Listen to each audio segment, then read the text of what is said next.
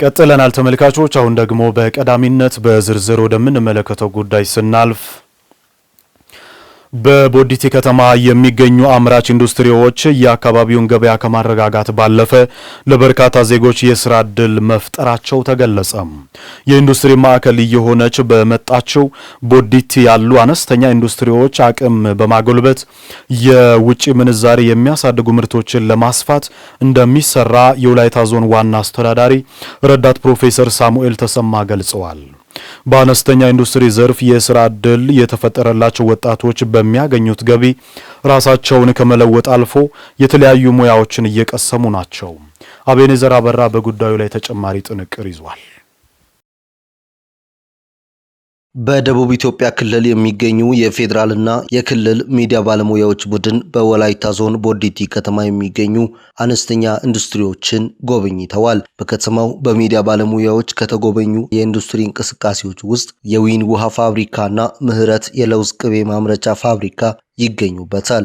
የዊን ውሃ ፋብሪካ ስራ አስኪያጅ አቶ ወገኔ ዳና ድርጅቱ በ2012 ዓ.ም ተቋቁሞ በ100 ሚሊዮን ብር ካፒታል ስራውን ጀምሮ አሁን ላይ ካፒታሉን 150 ሚሊዮን ማድረሱን ገልጸው ለ100 ወጣቶች ቋሚና ለ12 ወጣቶች ደግሞ ጊዜያዊ የስራ ዕድል መፍጠሩን አብራርተዋል። የመጀመሪያ ካፒታል 100 ሚሊዮን ሲሆን አሁን ወደ 150 ሚሊዮን አሳድገናል ካፒታላችን ማለት ነው። ስራት ወጣት 100 ቋሚ ሰራተኛ ነው ያለው እዚህ ድርጅት ውስጥ 12 ጊዜያዊ ሰራተኛ ያለበት ድርጅት ነው። በሚዲያ ባለሙያዎች የተጎበኘው ሌላው ምህረት የለውዝ ቅቤ ማምረቻ ፋብሪካ የጥራት ቁጥጥር ባለሙያ የሆኑት ወይዘሮ ታሪኮ አደመ ድርጅቱ የለውዝ ምርትን በስፋትና በጥራት በማምረት ለገበያ ያቀረበ መሆኑን ተናግረዋል። ቀን ብዙ ኪሎግራሞችን እናመርታለን። በካርቶን ሲሆን ደግሞ እስከ 1000 ምናምን እናመርታለን። ሲንግል ሲሆን ያው ተቆጥሮ ይከብዳልና በካርቶን እስከ 1000 ምናምን በቀን ይመረታል። ቀን ማታው ሳይገባ። የቦዲቲ ከተማ አስተዳደር ምክትል ከንቲባና የስራና ክህሎት ጽህፈት ቤት ኃላፊ ወይዘሮ አይናለም በለጠ የቦዲቲ ከተማ አስተዳደር በወላይታ ዞን የኢንዱስትሪ ማዕከል በመባል እንደምትታወቅ ገልጸው በከተማ አስተዳደሩ የሚገኙ አነስተኛ ኢንዱስትሪዎች ለወጣቶች በርካታ የስራ ዕድል ፈጥረዋል ብለዋል። ቦዲቲ እንደሚታወቀው በወላይታ ዞን ውስጥ የኢንዱስትሪ ማዕከል ነው። ከዛ አንጻር የተለያዩ ኢንዱስትሪዎች ናቸው ያሉት። ቅድም ያየነውም የዊን ውሃ አንዱ ኢንዱስትሪ ነው። እዚህም ስንመጣ ምህረት ለውዝ ማቀነባበሪያ ኢንዱስትሪ አለ፣ የዘይት ኢንዱስትሪ አለ። ሌሎች ደግሞ እነዚህ ብረታ ብረት እንጨትና ብረታ ብረት ኢንዱስትሪዎች አሉ። ማኑፋክቸሪንግ ዘርፍ ላይ ሳሙና፣ ፈሳሽና ደረቅ ሳሙና ኢንዱስትሪዎች አሉ እዚህ ግቢ ማዕከል ውስጥ እና እነዚህና የተለያዩ ኢንዱስትሪዎች በቦዲቲ ከተማ ነው ያሉት። እያንዳንዱ ኢንዱስትሪዎች ውስጥ ስራ አጦችን ቀጥረው የሚያሰሩበት በጊዜያዊም ሆነ በተለይ ከፍ ባለ ቁጥር በቋሚ ቀጥረው የሚያሰሩበት ሁኔታ ነው ያለው። ከዚህ አንጻር ስራ እድል ፈጠራ የሚፈጠርበት ሁኔታ ነው ያለው። በአነስተኛ ኢንዱስትሪ የስራ እድል የተፈጠረላቸው አስተያየት ሰጪዎቹ በሚያገኙት ገቢ ራሳቸውንና ቤተሰቦቻቸውን እያስተዳደሩ እንደሚገኙም አብራርተዋል። የስራ እድል ከተፈጠረላቸው ሰዎች ውስጥ አንዱና ዋነኛው እኔ ነኝ። በማርኬቲንግ ማናጀርነት ነው እዚህ እየሰራው ያለሁት። ከዚህ ቀደም በሌሎች ሙያዎች ላይ ተሰማርቼ ነበር። ለ11 ዓመታት ሲቪል ሰርቫንት ሆኜ ሰርቻለሁ። አሁን ግን ያው መንግስትም ሆነ ባለሀብቱ ባመቻቸልኝ እድል እኔም አንድ ማርኬቲንግ ማናጀር ሆኜ በመስራት ላይ እገኛለሁኝ። የአራት ልጆች ማለት የሁለት ልጆችና አራት ቤተሰብ ነኝ። ከዚህ ካገኘሁት ደሞዜ አስተዳድሬ ነኝ ያለሁት። ደግሞ ይሄ ማህበሩ እኔ አሁን እዚህ ጋር ስራ የጀመርኩበት 1 ዓመት ተኩል ይሆናል። የወላይታ ዞን ዋና አስተዳዳሪ ረዳት ፕሮፌሰር ሳሙኤል ተሰማ በዞኑ ያሉ የኢንዱስትሪ አቅሞች ጅማሮ ተስፋ ሰጪ መሆናቸውን ገልጸዋል። ዲቲላያያችሁት የዊን ውሃ፣ የኦቾሎኒ ፋብሪካ፣ ሌሎችም በርካታ ፋብሪካዎች በዞናችን ውስጥ አሉ። በሶዶ ከተማም አረካ ላይ ቦዲቲ ላይ በብዛት አንዱን ነው ያያችሁት። እነዚህ አሉ። ኦክሲጅን የማምረት ሌሎች ሳሙና ፋብሪካዎች እነዚህ በሙሉ ኢንዱስትሪዎች ናቸው። ስለዚህ እዚህ ውስጥ የሚመረተው ከአርሶ አደር የሚገኘው ምርት ላይ ቫልዩ አድ በማድረግ ፕሮሰስ ውስጥ አስገብተን ለገበያ የምናቀርብበት ሂደት ነው። ስለዚህ ጅምር ስራዎች አሉ። አሁን ምንድነው እንደ ሀገር የተቀመጠውን ግብና ራዕይ ለማሳካት እንደ ጅምር የጀመርናቸው እነዚህ ኢንዱስትሪዎች አሉ። እነዚህን አጠናክረን እንሄዳለን። አነስተኛ ኢንዱስትሪዎች ለበርካታ ወጣቶች ስራ ዕድል እየፈጠሩ እንደሚገኝም ዋና አስተዳዳሪው አክለው ተናግረዋል። አንዱ ዊን ውሃ ብቻ እንኳን ብትወስዱ የኦቾሎኒ ፋብሪካ ብትወስዱ ከ100 በላይ ሰራተኞችን ቀጥሮ የሚያሰራ ፋብሪካ ነው ያለው ማለት ነው። ሌሎችም የተለያዩ ዱቄት ፋብሪካዎች፣ የተለያዩ ሳሙና ፋብሪካዎች በዛው ልክ ለብዙዎች ስራ እድል የሚፈጥሩ ናቸውና ዋናው ግባችን ቢያንስ ገንዘብ ያለው ኢንቨስት አድርጎ በዛ ኢንቨስትመንት መነሻ ለብዙ ወጣቶች ስራ እድል የሚፈጥር ነው። ስለዚህ ኢንዱስትሪ በባህሪው በርካታ የሰው ኃይልን ይፈልጋል። ስለዚህ በዛው ለበል ለወጣቶቻችን በርካታ የስራ እድል የተፈጠረበት ሁኔታ ነው ያለው። ቦዲቲ ከተማ አስተዳደር በአነስተኛ የኢንዱስትሪ ዘርፍ የተሰማሩ ባለሀብቶችን ውጤታማነት ለማረጋገጥ ትኩረት ሰጥቶ እየሰራ እንደሚገኝም ተገልጿል። ከህብረተሰብ ጋር የሚካሄዱ የውይይት መድረኮች የተሰሩ ልማቶችን ለመገምገምና ቀጣይ ስራዎችን በጋራ ለማቀድ ከማስቻል አኳያ ፋይዳው የላቀ መሆኑ ተገለጸ። በወላይታ ዞን በሊ አዋሳ ከተማ በልማትና በመልካም አስተዳደር ላይ ያተኮረ የህዝብ ውይይት መድረክ ተካሂዷል። ለወላይታ ዞን መንግስት ኮሚኒኬሽን አገልግሎት ዘገባ አለማየሁ አልቶ። የመድረኩ ዓላማ ከዚህ ቀደም በተካሄዱ ውይይቶች የተሰሩ የልማት ስራዎችን ለመገምገምና ቀጣይ በሚሰሩ የልማት ስራዎች ዙሪያ በጋራ ለማቀድ መሆኑን በደቡብ ኢትዮጵያ ክልል ብልጽግና ፓርቲ ቅርንጫፍ ጽህፈት ቤት የፖለቲካና አቅም ግንባታ ዘርፍ ምክትል ኃላፊ አቶ ተስፋጽዮን ዳካ ተናግረዋል። መንግስት እንደ መንግስት ለህዝቡ ጠጋ ብሎ ህዝቡ የሚያነሳቸውን የልማት የመልካም አስተዳደር ጥያቄዎችን እየሰማ መስማት ብቻ ሳይሆን የመለሰበት መንገድ ላይ ደግሞ እየተግባባ በቀጣይ ለከተማ እድገት ለከተማ ለውጥ በጋራ የሚሰሩ ስራዎችን ከህዝቡ ጋር ተግባብቶ የጋራ ቃል ኪዳን እያደረገ የሚሄድበት እንደዚህ አይነት ትልቅ መድረክ አስፈላጊ ተገቢም ነው። የበሊ አዋሳ ከተማ ቅርብ ጊዜ የተቆረቆረ ቢሆንም ውጤታማ የልማት ስራዎችን እያከናወነ መሆኑን ገልጸዋል። ያው የናንተ ከተማ አሁን ደግሞ የኔም ከተማ ሆኗል። እኔም እዚህ ተገኝቼ የናንተ አካል ስለሆንኩኝ ይሄ ከተማ የ60 ዓመት ታሪክ ያለው ከዚህም በፊት በጣም በወላይታ ህዝብ ዘንድ በሚወደድ ቦታ ባለው በደጃዝማች ወልደ ሰማያት የተቆረቆረ አሁን ደግሞ ከቅርብ ጊዜ በኋላ በ2013 ከተማ አስተዳደር ሆኖ እውቅና ተሰጥቶት ከ2014 ጀምሮ በእንቅስቃሴ ያለ ከወረዳ ከተወለደ የ4 ዓመት እድሜ ያለው ግን ለውጥ እያመጣ ያለ ከተማ ነው። ከውይይቱ ተሳታፊዎች መካከል አቶ ተክሌ ታደሰና ወይዘሮ አረጋሽ ማንዳፍሮ በሰጡት አስተያየት የጋራ መድረኩ በሰላም ልማትና መልካም አስተዳደር ዙሪያ የሚያጋጥሙ ችግሮችን ለመፍታት ማስቻሉን ጠቁመዋል። የከተማው አስተዳደርና ነዋሪው ህብረተሰብ ተቀናጅተው በመስራታቸው አመርቂ የልማት ስራዎች መከናወናቸውን ተናግረዋል። ልማቶች ላይ በተመለከተ ከተማችን ከፊቱ ማብራት የከተማ በውዛ ማብራት በመግባትና የውሃ መውረጃ ዲሾች በመሰራታቸው ትልቅ ትሩፋትን እያተረፈች ያለችውና እቅዶች ላይ 2017 እቅዶች ላይ ቆጥሮ ህዝቡ የበሊ ነዋሪ ከተማ ህዝብ ቆጥሮ በሰጣው ከተማ አስተዳደሩ በአግባቡ ቆጥሮ እያስረከበ ያለበት ሁኔታ አሁን አለ። በሊ አዋሳ ላይ የተሰሩ ስራዎች በጣም አትራክቲቭ እና ደስ የሚሉ ስራዎች ተሰርቷል። እሱም በኮሪደር ልማት እንደገና ደግሞ ዲማይ ድልድይ በተመለከተ ውሃ ዝርጋታ ደዳካሬ ላይ ንጹህ መጠጥ ውሃ በተመለከተ ሌሎችም አሉ። የተለያዩ ነገሮች አሉ የተሰሩ ስራዎች ማለት ነው። በቀጣይ በሚሰሩ የልማት ስራዎች ከከተማ አስተዳደሩ ጎን በመሆን የበኩላቸውን ለማበርከት መዘጋጀታቸውን አስተያየት ሰጪዎች ጠቁመዋል። ከመንግስት ጎን በመቆም ከተማ ካንቲባችን ጎን በመቆም መስራት አለበት። አሁን ለምሳሌ ማብራት ኃይል ዝርጋታ ከተሞች ላይ አንዳንድ ቦታዎች ያልደረሱበት አካባቢ ላይ የከተማ ልማት ስራ ማብራት ዝርጋታ ላይ እየተሰራ ያለ ነው። እኛ እንሳተፋለን፣ በጎናችን እንሆናለን።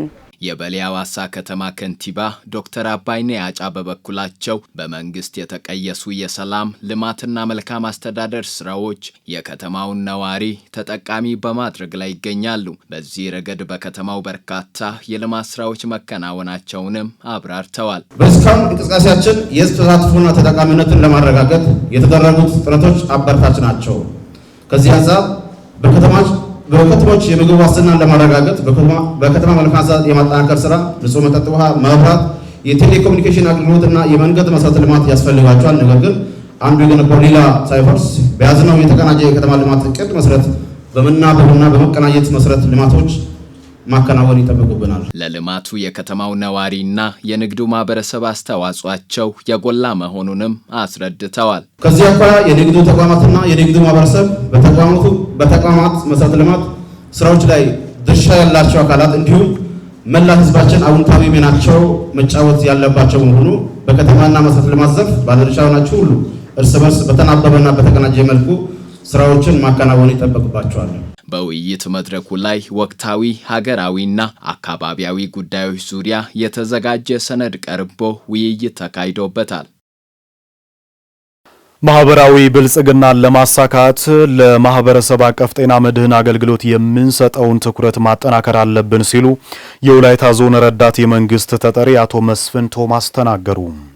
ከመረጃ አያያዝና ከመድኃኒት አቅርቦት ጋር በተያያዘ በዘርፉ የሚስተዋሉ ችግሮችን ለመፍታት አመራሩ ዘርፉን በኃላፊነት ሊመራ ይገባል ያሉት ደግሞ የወላይታ ዞን ጤና መምሪያ ኃላፊ አቶ ዳዊት ደሳለኝ ናቸው።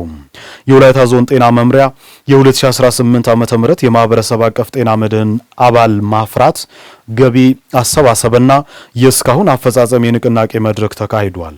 መሰዊያ ህዝቅኤል መድረኩን ተከታትላ ተጨማሪውን አሰናድታለች።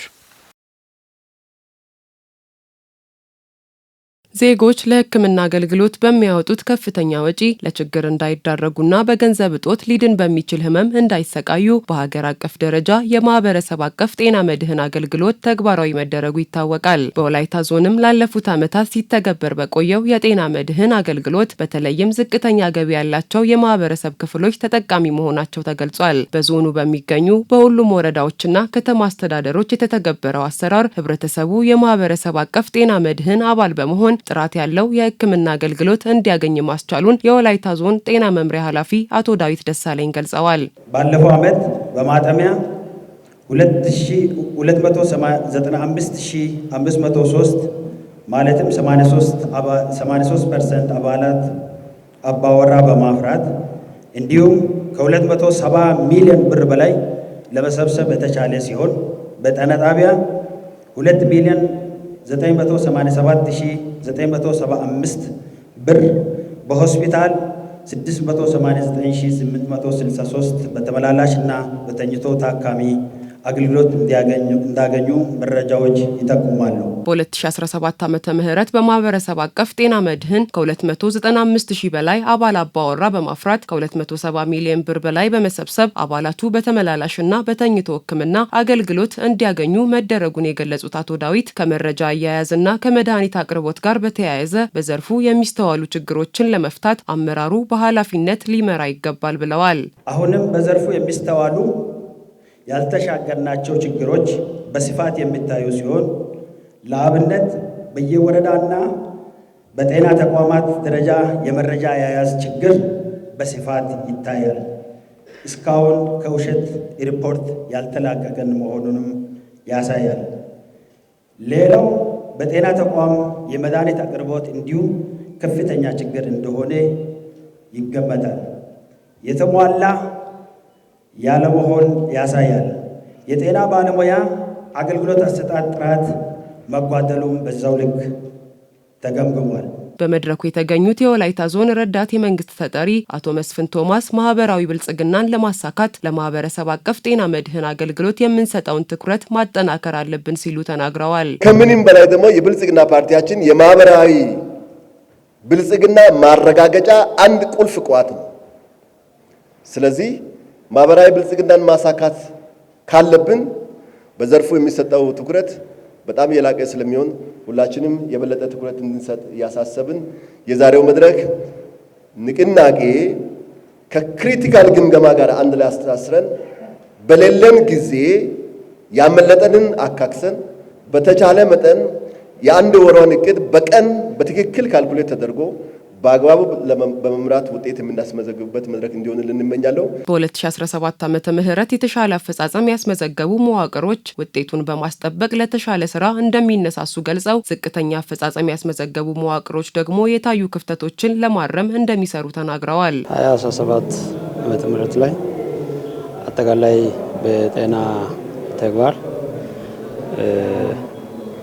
በሁሉም ዘርፍ የተሻለ ውጤት እንዲመዘገብ ተደርጓል። በዚህ በዘንድሮ በተያዘው ዓመትም በዚያው መነሻ እየሄድን ያለ ነው። ግብ ጥለናል ማለት ነው። ግብ ጥለናል። እንደ ጠበላ በሌሎች ተግባር አፈጻጸም 2017 ላይ አውትሻይን ያደረግንበት ጊዜ ነበረ። ግን በጤናው ተግባር በጣም ወደ ኋላ የቀረንበት በዚህ መነሻ የአመራርን የማስተካከል ሂደቶች በተለይም ይሄንን ማጠሜን ዘርፍ የሚመሩ ባለሙያዎችንም ጭምር የማረም ስራዎች ሰርተን አሁን ዘንድሮ ንቅናቄም ጀምረናል። በተፈለገው ስታንዳርድ ልክ መርተናል ወይ ብለን ስንመለከት ችግሮቹ እንዳሉና ቀጣይም እኛም እያረምን እያስተካከልን ልንሄድ ለዛ የሚያስፈልገው ምንድነው ህዝቡን መደመጥ አለበት። በተለይ ህዝብ ፎረምን በተባለው ቀን ከመውጣት አንጻር ያለው ክፍተቶች ነበሩና ይሄ ህዝብ ፎረሙን አደራጅተን በተጨማሪ እንደ ከተማችን ያሉን የቦርድ ስብሰባዎች አሉ። የሆስፒታል ቦርድ ስብሰባ አለና ይሄን አጠናከረን ከዛ የምናገኘው ድክመት የነበሩትን ማረምና ጠንካሪዎችን የማስቀጠል ስራ የጋራ ልንሰራ ያቀድነው ስለሆነ እንደ ከተማችን በአጠቃላይ ሕክምና ዘርፍ ስራዎችን በተደራጀ ሁኔታ ልንመራ ይገባል የሚል እምነት አለ።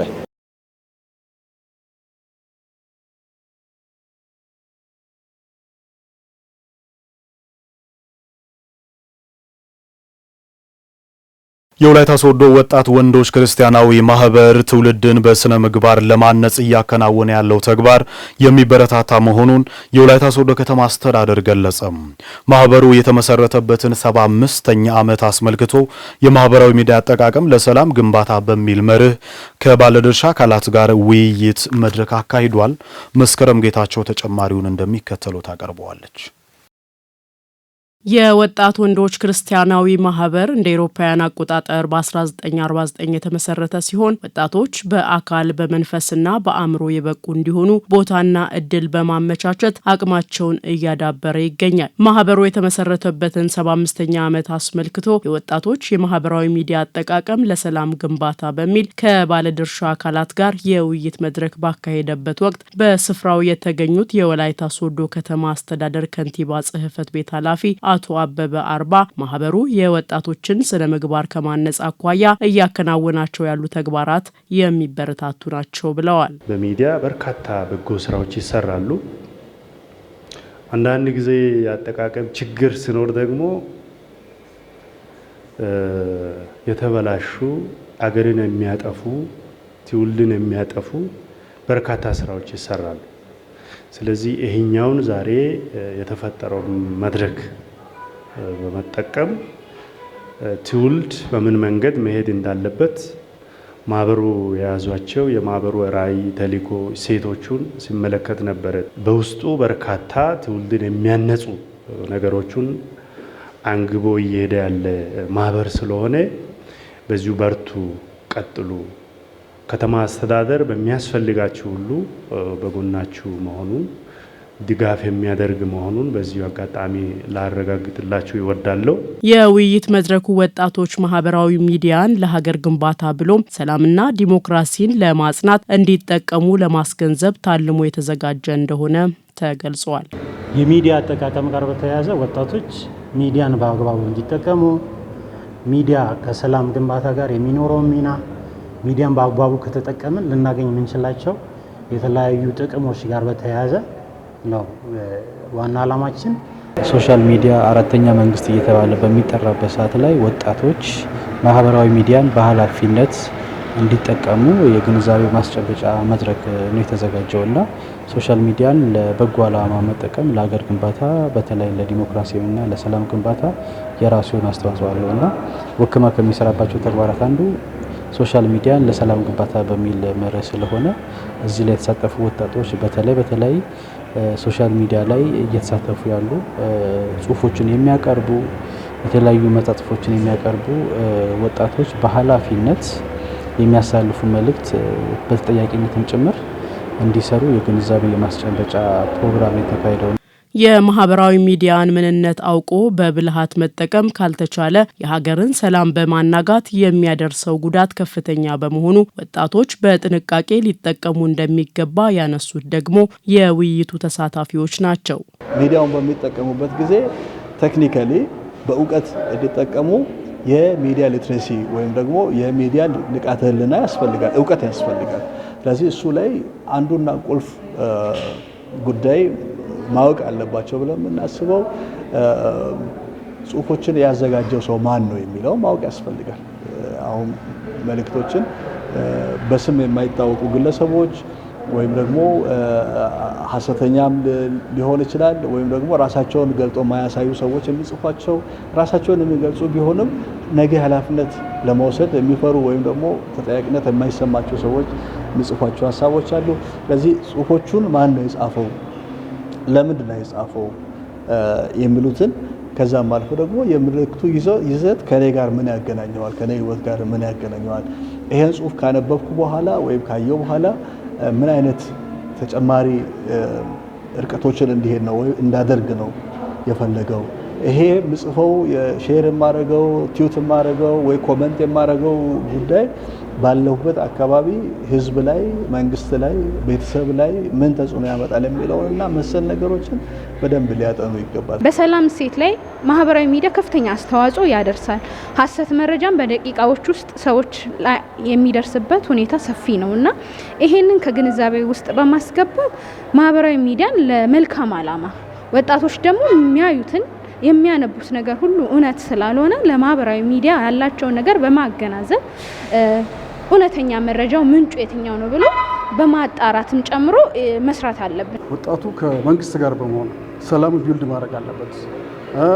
አልባሌ ነገሮችን በመከላከል ሰላም በማምጣት ለሰላም የሆነ ሚና ፖስት በሚደረጉ ነገሮች ላይ በማህበራዊ ሚዲያ ላይ ተጽዕኖ በመፍጠር በሰላማዊ እንትኖች ተጽዕኖ በመፍጠር ሰላም የሆኑ ነገሮችን በመፖሰት አስተማሪ የሆኑ ነገሮችን ሌላው ትምህርት የሚሆንበትን ኋላ ተከታዩ ቤተሰቦቹ ተከታዮቹ የሚማሩበት ነገር በፖስት ቢሆን በማህበራዊ ሚዲያ ላይ የሚነሱትን በመልቀቅ ጤናማ ነገሮችን በመስራት ለዚህ ለሀገር ግንባታ ላይ መዋል አለበት። የማህበሩን ስራዎች በመደገፍ አስተዋጽኦ ላበረከቱ አካላት የእውቅናና የምስክር ወረቀት ተበርክቶላቸዋል። የቦዲቲ ከተማን ውብ ጽዱና ከሌሎች ከተሞች ጋር ተወዳዳሪ ለማድረግ የሚያስችል 20 ሚሊዮን ብር ወጪ የሚደረግበት ሁለተኛ ዙር የኮሪደር ልማት ስራ ተጀመረ። የልማት ስራው ከግብ እንዲደርስ በሚደረገው ጥረት ከከተማ አስተዳደሩ ጎን በመሆን የበኩላቸውን አስተዋጽኦ እንደሚያበረክቱ የከተማይቱ ነዋሪዎች ተናግረዋል።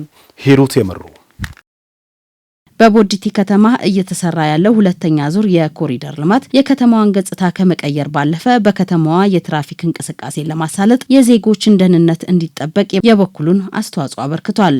ይህም ከተማዋ ማራኪና ለነዋሪዎቿ ተስማሚ እንድትሆን እያደረጋት ነው። ህብረተሰቡ የተሻለ ነገር ነው የሚፈጥረው። የኮሪደር ልማቱ አንደኛ አለባሌ ቦታ ላይ ዘሞ ብሎ ህብረተሰቡ ከሚውል እዚህ ኮሪደር ልማት ላይ አይምሮውን ቢያዝናና የተሻለ ነገር ያገኛል ብዬ አምናለሁ። ያ እስከሆነ ድረስ የኮሪደር ልማት መምጣቱ ከሌላ ትላልቅ ከተሞች ላይ የተደረገው እዚህ እኛ ከተማ ላይ ሲደረግ በጣም ነው የሚናፍቀን። ለዛ ደስ ይለናል ነው የምለው። ደስ ይላል። የመጀመሪያው ከቀድሞ ሰፋ ያለ ነው። እንዲሁም እንዲህ ተሰርቶ እስከ ጥግ ቢደርስልን ደግሞ በጣም ደስ የሚል ነው። ጀምሮ ሳይጨርሱ እንዳይጠፉ እንጂ ደስ የሚል ነገር ነው። በጣም ነው ደስ የሚለው። የቀድሞ ከተማ ነች።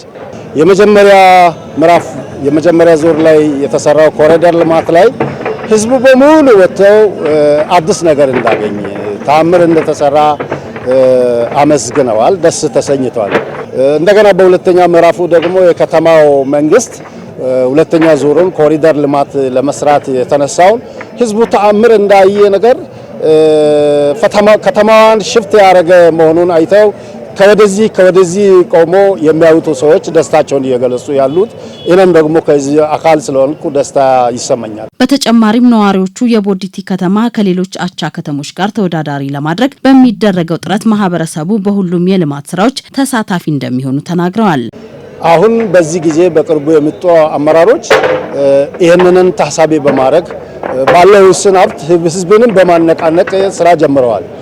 ህዝብ ልማት ከሚሰሩቱ ጎን ለመሰለፍ የበኩሉን ድርሻ ሊወጣ ከነም ጭምር የበኩሉን ድርሻ ለመወጣት እኔም የበኩሌን አስተዋጽኦ ለማድረግ ቃል የገባው ህዝቡ ከፍተኛ ኢንተረስት የፈጠረበት ነው።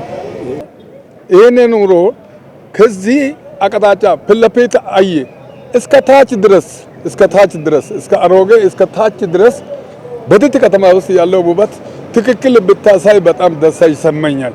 ማህበረሰቡ በጣም ጥሩ ነው አመለካከቱ። ምክንያቱም አንሳ ከበሩ የሚባለውን ያነሳል። ትርፍ ቦታ ገብታል ሲባልም ወዲያው ፍቃደኛ ሆኖ ከመንግስት ጋር ምንም መደራደር የለውም ያነሳል። ፍቃደኛ ነው። አዎ ደስተኛ ነው። በቦዲቲ ከተማ ሁለተኛ ዙር የተጀመረው የኮሪደር ልማት ስራ 3535 ካሬ ሜትር እንደሚሸፍን የሚናገሩት የኮሪደር ልማቱ ተቆጣጣሪ መሐንዲስ አቶ መስፍን ሀርኪሶ በውስጡ መዝናኛ ስፍራዎች፣ ሳቢ የሆኑ አረንጓዴ ልማቶችን ጨምሮ ሌሎች የእደ ጥበብ ስራዎች መካተታቸውንም ጠቁመዋል። የሳይቱ ርዝመት 3535 ካሬ ነው። የተለያዩ መንገዶች አሉ፣ ኢንትራንስ ሮዶች አሉ፣ የኮሪደር ስራዎች አሉ፣ ፕላንቴሽኖች አሉ፣ ግሪን የሆኑ ፕላንቴሽኖች አሉ፣ የተለያዩ የሚተከሉ እንትኖችም አሉ። ስለዚህ አጠቃላይ ከዛኛው በተሻለ ሁኔታ እንሰራለን ብለን እንገምታለን። 20 ሚሊዮን ብር በላይ ወጥቶበት የሚሰራው የኮሪደር ልማት በማህበረሰቡ ተሳትፎ እንደሚሰራ ያወሱት የቦዲቲ ከተማ መዘጋጃ ቤት ኃላፊ አቶ ተስፋውን ወልደሰንበት ፕሮጀክቱ የከተማዋን ውበት ከመቀየር ባሻገር ለበርካታ ዜጎች የስራ እድል ይዞ መምጣቱን ነው የተናገሩ። ብዙ ስራ አጥ ወጣቶች በእያንዳንዱ ስቴፕ ላይ የሚሳተፉበት ሁኔታ ነው ያለው። ስለዚህ የሰራተኞች እዚህ አካባቢ ያሉ ሰራተኞች በብዛት ይሳተፋሉ። የቀን ሰራተኞች ይሳተፉበታል፣ ባለሙያዎች ይሳተፉበታል፣ የተማሩትንም ይፈልጋል። ያንን ሁሉ ያካተተ ስለሆነ የስራ አጥን ቁጥር ከመቀነስም አንጻር ያለው ሚና ከፍተኛ ነው። እንደገና ደግሞ ለከተማውም ገጽታ የከተማውን ገጽታ ከመቀየርም አንጻር መጀመሪያ በብልጽግና ጊዜ ስማርት ሲቲ እንፈጥራለን ስንል ይህንን ህብረተሰቡ ከተማይቱን ሲያይ የሚያምር ከተማ ማየት አለበት። በከተሞች እየተሰሩ ያሉ የልማት ስራዎችን ከማሳለጥ ጎን ለጎን ማህበረሰቡ የተሰሩትን ልማቶች እንደራሱ ንብረት መጠበቅ እንደሚገባም መልእክት ተላልፏል።